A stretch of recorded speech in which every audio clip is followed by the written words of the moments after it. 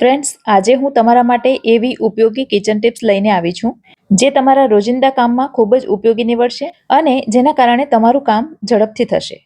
પણ સૌથી પહેલાં મારી ચેનલ ફૂડ વિથ ફાલ્ગુનીને તમે હજુ સુધી સબસ્ક્રાઇબ ન કરી હોય તો સબસ્ક્રાઇબ કરી દેજો અને પાસે આવેલા બેલનું નિશાન દબાવીને ઓલ પર ક્લિક કરી દેજો, જેથી મારી આવનારી બધી રેસિપીના વિડીયો તમે સૌથી પહેલાં જોઈ શકો. અમુક અથાણાની કે જામની બોટલો ખૂબ જ સરસ હોય છે, પણ એના પરનું સ્ટીકર કાઢવાનું કામ ખૂબ જ મુશ્કેલ થઈ જતું હોય છે. તો એની ઉપર રહેલા આ સ્ટીકરને રિમૂવ કરવા માટે શું કરવું એ આપણે જોઈએ. તો એના માટે બોટલમાં ગરમ પાણી ભરી દેવાનું અને એને 15 થી 20 મિનિટ સુધી એમનેમ રહેવા દેવાનું. 20 મિનિટ પછી તમે ઉખાડીને જોશો તો સ્ટીકર તમારું આપોઆપ નીકળી જશે. હવે આ સ્ટીકર તો નીકળી જાય છે, પણ ત્યાર પછી એની નીચે જે ચિકાસ હોય છે એ જતી નથી. તો આ ચિકાસને દૂર કરવા માટે હું 3 રીત બતાવીશ. તો સૌથી પહેલી રીત એ છે કે એના માટે નેલ પોલિશનું રિમૂવર લઈ લેવાનું. આ રીતના ડબ્બીમાં જે નેલ પોલિશ રિમૂવ કરવાના ટીશ્યુ આવે છે એમાંનું એક લઈ લેવાનું અને એને બોટલની ઉપર રહેલી ચિકાશ ઉપર રગડવાનું. આમ કરવાથી થોડી જ વારમાં બધી ચિકાશ દૂર થઈ જાય છે. ચિકાશ દૂર કરવા માટેની બીજી રીત એ છે કે એક વાસણમાં થોડું મીઠું લઈ લેવાનું અને વાસણ માંજવાના સ્ક્રબની અંદર એ મીઠું લઈને બોટલની ચિકાશ ઉપર રગડવાનું. આમ કરવાથી પણ બોટલની ચિકાશ દૂર થાય છે. અને ત્રીજી રીત એ છે કે બોટલની ચિકાશ ઉપર તેલ લગાવી દેવાનું અને તેલ લગાવીને બોટલને આખી રાત માટે મૂકી રાખવાની. બીજા દિવસે ટીશ્યુ પેપરથી, કોઈ કપડાથી અથવા તો ન્યૂઝપેપરથી એને ઘસી નાખવાનું, એટલે તરત જ બધી ચિકાશ દૂર થઈ જાય છે. 3માંથી તમને કઈ રીત ગમી મને કમેન્ટ કરીને જરૂરથી જણાવજો. આપણે શાકભાજી કે કોઈ બીજી વસ્તુ પ્લાસ્ટિકની બેગમાં લાવીએ છીએ, પણ શાકભાજીવાળા ઘણીવાર એનો ગાંઠ એટલો ટાઈટ કરી દેતા હોય છે કે આપણાથી સરળતાથી ખુલતો નથી. અને પ્લાસ્ટિકની બેગ કેટલી ઉપયોગી છે એ તો તમે જાણો જ છો. છેલ્લે કચરો ફેંકવા માટે પણ કામ આવે જ છે. તો આ રીતે ગાંઠ ટાઈટ થઈ ગયો હોય ત્યારે શું કરવાનું એ હું તમને બતાવું. તો એના 2 છેડામાંથી એક છેડાને આ રીતે વાળ્યા કરવાનું. જ્યાં સુધી કોથળીનો ભાગ એકદમ કડક થઈ જાય ત્યાં સુધી એને વાળવાનું અને ત્યાર પછી એને સહેજ અંદર ધકેલશો એટલે ગાંઠ સરળતાથી ખુલી જશે. મારો આ ગાંઠ થોડો ઢીલો હતો, પણ ગમે તેટલા ટાઈટ ગાંઠ હોય તો પણ એ સરળતાથી આ રીતે ખુલી જાય છે. ત્રીજી ટીપ એમના માટે છે જેમને રોટલા થાબડતા નથી આવડતું અને રોટલા વણીને પણ બનાવતા નથી આવડતું. અને આ રીત તો જેમને રોટલા આવડતા હોય એમના માટે પણ ખૂબ જ ઉપયોગી છે, કારણ કે આ રીતથી એક જ સેકન્ડમાં રોટલો બનીને તૈયાર થઈ જાય છે. તો એના માટે આ ખીચા પાપડી દબાવવા માટેનું મશીન લીધું છે અને એના ઉપર આપણે એક પ્લાસ્ટિક બેગ મૂકી દઈશું અને વચ્ચે લુવો મૂકીને એના ઉપર બીજી પ્લાસ્ટિક બેગ મૂકી દેવાની અને જે રીતે આપણે પૂરી દબાવીએ એ રીતે દબાવી દેવાનું. એક જ સેકન્ડમાં રોટલો બનીને તૈયાર થઈ જાય છે.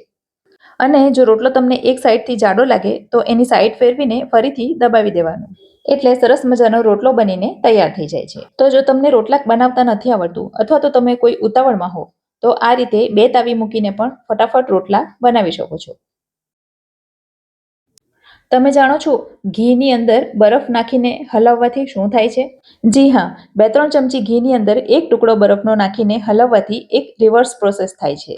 ઘીમાંથી માખણ બની જાય છે. બસ ઘી અને બરફને મિક્સ કરીને 1 થી 2 મિનિટ સુધી તમે હલાવો એટલે તરત જ એમાંથી સરસ મજાનું માખણ બની જાય છે.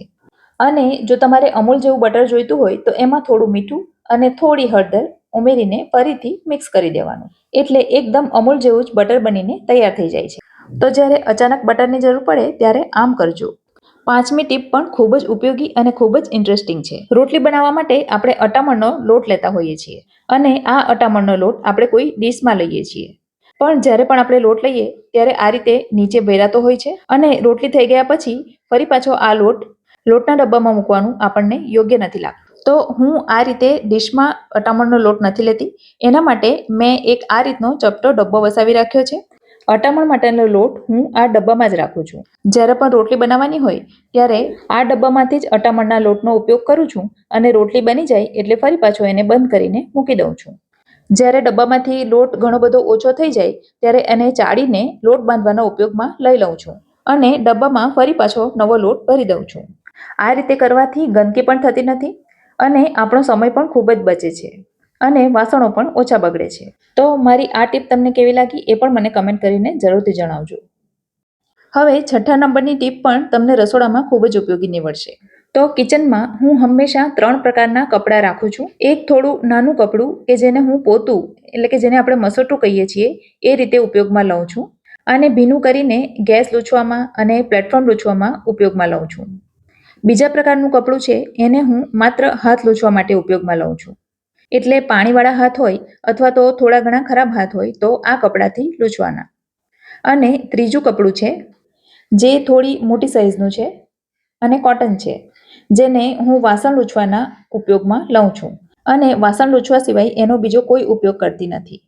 આ રીતે કરવાથી કામ કરવામાં સરળતા રહે છે અને હાથ લૂછવાના અને વાસણ લૂછવાના કપડાને ધોવા માટે મશીનમાં મૂકી દઉં છું અને આ જે મસોટું છે એને હાથથી ધોઉં છું.